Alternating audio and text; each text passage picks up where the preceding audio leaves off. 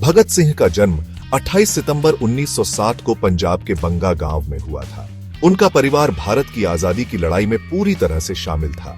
भगत सिंह के पिता किशन सिंह और चाचा अजीत सिंह गदर पार्टी के सक्रिय सदस्य थे।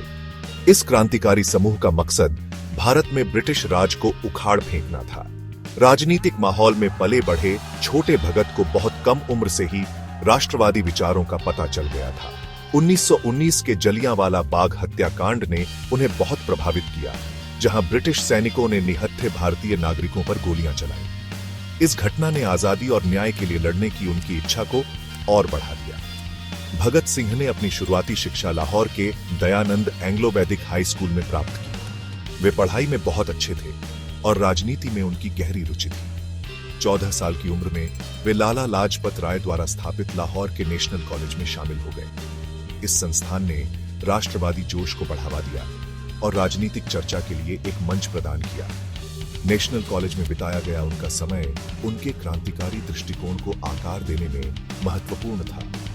उन्होंने ब्रिटिश सत्ता को चुनौती देने वाली बहसों, चर्चाओं और छात्र आंदोलनों में सक्रिय रूप से भाग लिया। आजादी के लिए भगत सिंह की प्रतिबद्धता और गहरी होती गई, जिससे एक क्रांतिकारी के रूप में उनकी असाधारण यात्रा का मार्ग प्रशस्त हुआ। भारत की पूर्ण स्वतंत्रता में भगत सिंह के विश्वास ने उन्हें हिंदुस्तान रिपब्लिकन एसोसिएशन या एचआरए में शामिल होने के लिए प्रेरित किया। चंद्रशेखर आजाद और राम प्रसाद बिस्मिल जैसे क्रांतिकारियों द्वारा गठित इस संगठन का उद्देश्य सशस्त्र संघर्ष के माध्यम से ब्रिटिश राज को उखाड़ फेंकना था। एचआरए के भीतर भगत सिंह एक प्रमुख नेता के रूप में उभरे, जिन्होंने समाजवादी क्रांति की वकालत की। उनका मानना था कि सच्ची आजादी औपनिवेशिकता और पूंजीवाद दोनों की दमनकारी संरचनाओं को ध्वस्त करके ही प्राप्त की जा सकती है। उन्होंने पूर्ण स्वतंत्रता और सामाजिक समानता की आवश्यकता के बारे में जागरूकता फैलाने के लिए अपने लेखन और वक्तृत्व कौशल का इस्तेमाल किया। 1928 में ब्रिटिश सरकार ने पब्लिक सेफ्टी बिल नामक एक विवादास्पद कानून का प्रस्ताव रखा। इस कानून का उद्देश्य असंतोष को रोकना और किसी भी प्रकार के विरोध को दबाना था।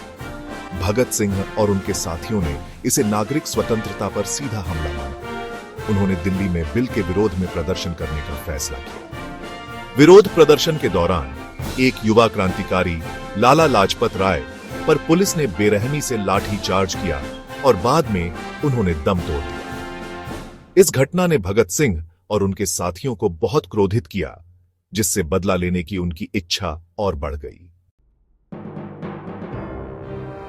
लाला लाजपत राय की मौत का बदला लेने के लिए गुस्से में भगत सिंह और उनके साथियों ने पुलिस अधीक्षक जेम्स स्कॉट की हत्या करने की योजना बनाई, जिन्होंने लाठीचार्ज का आदेश दिया था। हालांकि गलत पहचान के मामले में उन्होंने दिसंबर 1928 में लाहौर में एक सहायक पुलिस अधीक्षक जॉन पी सॉन्डर्स को गोली मार दी और उनकी हत्या कर दी। हत्या के बाद भगत सिंह और उनके साथी गिरफ्तारी से बचने के लिए भाग गए। इस घटना ने ब्रिटिश प्रशासन को हिलाकर रख दिया और क्रांतिकारी गतिविधियों पर कार्रवाई तेज कर दी। पकड़े जाने से बचने के लिए भगत सिंह और उनके साथी छिप गए। छिपे हुए भगत सिंह और एक अन्य क्रांतिकारी बटुकेश्वर दत्त ने ब्रिटिश शासन के खिलाफ एक साहसिक बयान देने का फैसला किया। अप्रैल 1929 में उन्होंने दिल्ली में केंद्रीय विधानसभा के अंदर बम फेंके। उनका इरादा किसी को मारना नहीं था, बल्कि एक जोरदार शोर मचाना था, जिससे बहरे भी सुन सके। फिर उन्होंने अपने किए का परिणाम भुगतने के लिए तैयार होकर अधिकारियों के सामने आत्मसमर्पण कर दिया। भगत सिंह और उनके साथियों का मुकदमा उनके लिए अपनी क्रांतिकारी विचारधारा को व्यक्त करने का एक मंच बन गया। उन्होंने ब्रिटिश शासन की वैधता को चुनौती देने और दूसरों को आजादी की लड़ाई में शामिल होने के लिए प्रेरित करने के लिए अदालत कक्ष का इस्तेमाल किया। कटघरे से दिए गए भगत सिंह के शक्तिशाली भाषणों ने पूरे भारत में लाखों लोगों को प्रभावित किया। मुकदमे के दौरान भगत सिंह ने दया की अपील करने से इनकार कर दिया।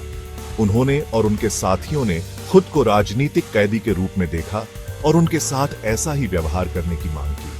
उन्होंने जेल में अपने समय का इस्तेमाल साथी कैदियों को शिक्षित करने और सलाखों के पीछे से स्वतंत्रता के लिए अपनी लड़ाई जारी रखने के लिए किया।